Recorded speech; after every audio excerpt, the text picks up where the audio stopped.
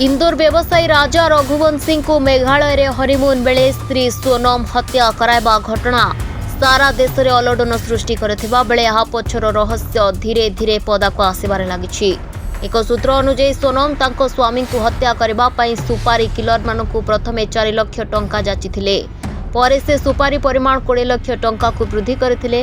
राजा को हत्या कराजिबा परे तांको मृतदेह को मेघालय रे एक खात को फिंगिबारे सोनम अन्य अभियुक्त मानकु सहायता करथिले बोली पुलिस सूत्ररु जणा पड़िछि।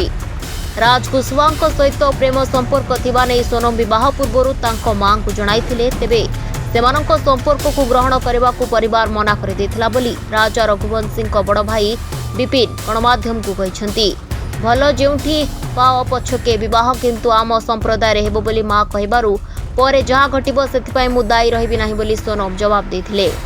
मे 11 रे विवाह परे नवदंपति राजा रघुवंशी और सोनम 20 तारिख रे ईस्ट खासी हिल्स चेरापुंजी को हनीमून रे जाइथिले।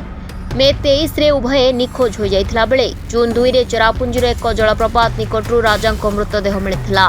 विवाहर दिन केइटा परे राजा को हत्या करबा पई सोनम तांको प्रेमिक राज कुशवाहा सहित योजना करथिले। तदनुसार मेघालय को हनीमून रे जिबार प्लान होइथिला।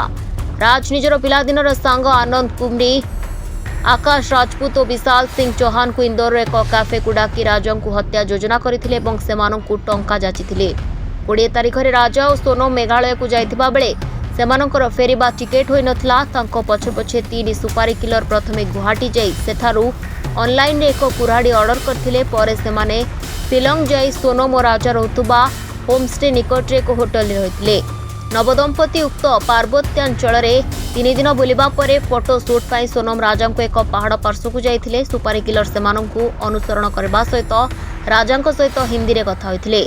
सोनम निजको क्लांत अनुभव करुथुवा अभिनय करी जाणीशुणी सेमानंकठारु बहु पछरे रहि जाइथिले। सेमाने निचाटिया स्थान रे पहुंचिबा परे तांकु हत्या कर बोली सोनम सुपारी किलर मानकु चित्कार करी कहिथिले।